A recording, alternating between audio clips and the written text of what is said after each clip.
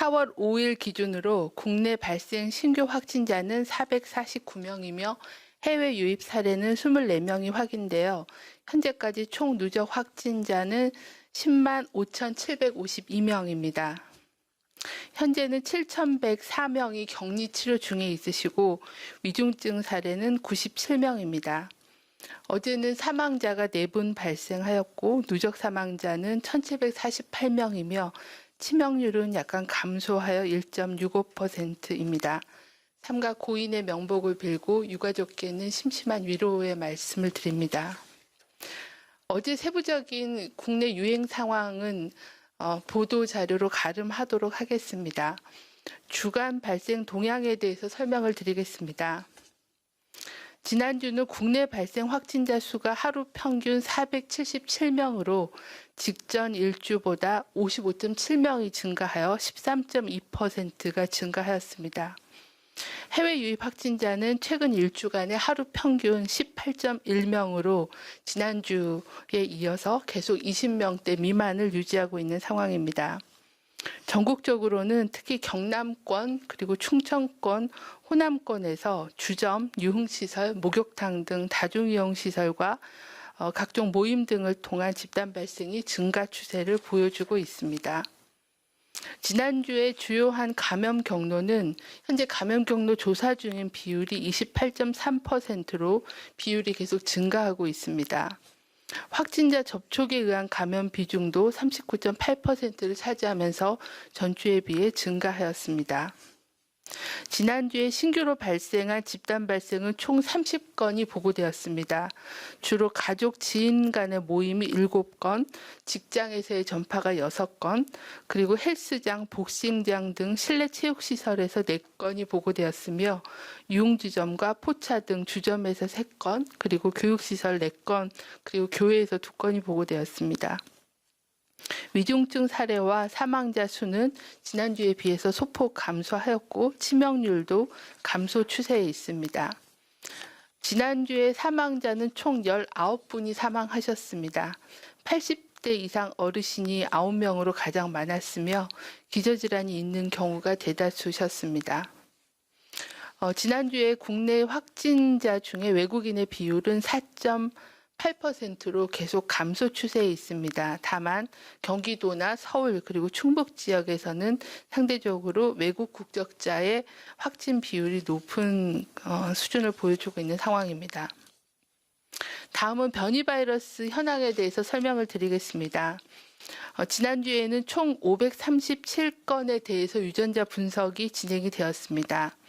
국내 확진자 중에 494건 중 22건이 변이로 확인되어 4.5%가 변이 양성을 보였습니다. 해외 유입 사례에 대해서는 43건에 대한 검사가 진행되었고 이 중에 19건, 44%가 변이 바이러스로 확인이 되어 총 41건의 변이 바이러스 감염이 추가로 확인되었습니다. 작년 10월 이후에 현재까지 변이 바이러스로 확인된 건수는 330건이며 유형별로는 영국 변이가 280건으로 가장 많고 남아프리카 공화국 변이가 42건, 브라질 변이가 8건으로 확인이 되었습니다.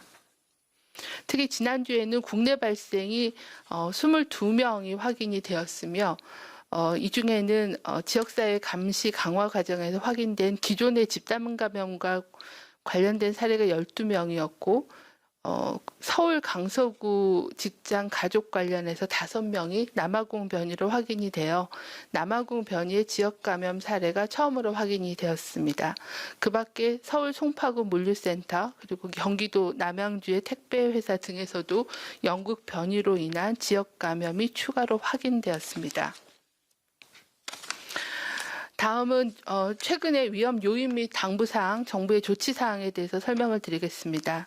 가장 먼저 첫 번째 위험 요인은 지역사회 감염원의 누적입니다. 작년부터 시작된 3차 유행 이후에 경증, 무증상 감염 등으로 감염자가 누적되어 지역사회 내에 숨어있는 감염원으로 작용하고 있다고 보고 있습니다.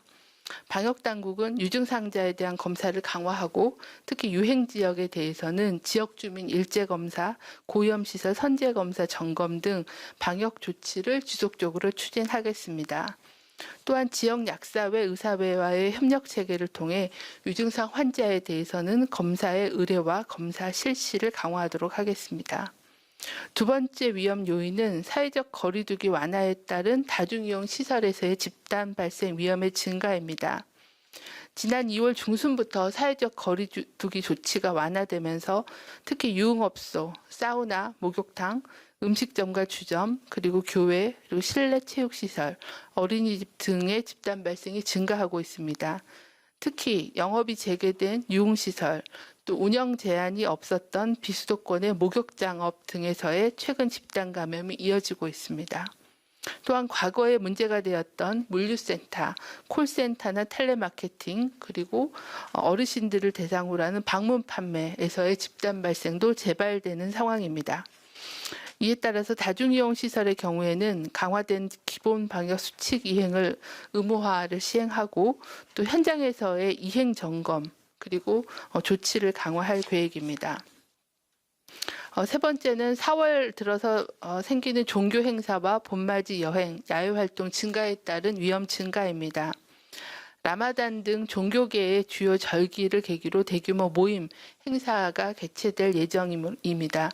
또한 봄맞이의 이동이 증가한 상황이기 때문에 이러한 종교시설에 대한 방역 대책을 강화하고 또 기존에 실시되고 있는 봄철의 나들이 특별방역 대책도 지속적으로 추진하겠습니다.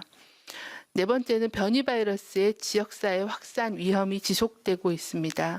앞서 보고드린 것처럼 변이 바이러스에 대한 확인이 증가되고 있고 또한 국내 집단 유행도 지속 발생하고 확산되고 있는 상황입니다. 변이 바이러스의 유입과 확산을 차단하기 위해서 해외 입국자에 대한 자가격리를 지속적으로 강화하고 또 격리 면제자에 대해서는 방역수칙 준수 여부, 입국 후 검사에 대한 관리를 강화하도록 하겠습니다. 지난 1주간 환자 수는 500명 내외로 지난 10주간 지속적으로 등락을 반복하면서 증가 추세로 이어지고 있습니다. 이러한 유행이 4차 대유행으로 이어지지 않도록 기본적인 방역 수칙에 대한 준수를 당부를 드립니다. 첫째, 마스크 착용, 손 씻기, 주기적인 환기 등과 함께 증상이 있으면 검사를 받는 등 기본 방역 수칙을 준수해 주시기를 바랍니다. 둘째는 필요하지 않은 모임은 취소하고 만나는 인원을 줄이며 5인 이상의 집합금지 등 거리두기를 반드시 실천해 주시길 바랍니다. 셋째, 예방접종 대상자들께서는 순서가 되면 적극적으로 접종에 동참해 주시기를 요청을 드립니다. 중대본은 일주일간의 계도 기간이 끝나고 오늘부터 기본 방역수칙 준수 의무화가 시행됨에 따라 다중이용 시설의 관리자와 이용자들은 모두 안전과 일상 회복을 위해 방역수칙을 철저히 준수해 주실 것을 거듭 당부를 드립니다. 다음은 예방접종 현황에 대해서 말씀드리겠습니다. 4월 5일 기준으로 1차 접종자는 96만여 명이 1차 접종을 받았고 2만 7천여 명이 2차 접종을 완료를 하였습니다. 4월 5일 기준으로 2분기 접종 대상자는 21만여 명이 접종을 완료하여 현재까지 접종 진행률은 5.1%입니다. 4월 1일 예방접종센터에서 접종을 개시한 75세 이상 어르신, 노인시설 이용 입소자 및 종사자 등은 45,910명이 1차 접종을 받아 접종률은 각각 1%와 7%입니다. 1분기의 접종 대상자는 현재까지 85.6%의 접종률을 보여주고 있습니다. 다음은 이상반응 발생 현황입니다. 어제는 신규로 7건이 증가돼서 1,997건에 대한 이상반응 신고가 있었습니다. 대부분은 근육통, 두통, 발열, 오한, 메스꺼움 등의 사례가 98.6%로 대부분이었습니다. 주간 분석 현황인 결과에 대해서 말씀을 드리겠습니다. 지난 주간 동안에 신고된 이상반응 현황은 신고율이 0.4%였습니다. 누적 신고율은 1.1% 정도였으며 성별로는 여성이 많았고 연령별로는 20대, 30대의 젊은 층에서의 신고율이 더 높았습니다. 백신 제조사별로는 아스트라제네카 백신이 지난주에는 0.4%, 누적 신고율은 1.2%의 신고율을 보였으며 화이자 백신은 지난주가 0.3%, 누적 신고율도 역시 0.3%였습니다. 현재 화이자 백신은 2차 접종이 진행 중으로 1차 접종 때는 신고율이 0.3%였으나 2차 접종 때는 0.6%로 약간 증가한 신고율을 보여주었습니다. 임상 증상별로는 근육통, 발열, 두통, 오한이 대부분의 증상을 신고하셨습니다. 피해조사반의 조사 결과에 대해서는 조사반 위원님께서 직접 설명을 드리도록 하겠습니다. 네, 이상 반응 신고 사례에 대한 검토 결과 예방접종 피해조사반의 서은숙, 순천향 의대 교수가 설명드리겠습니다.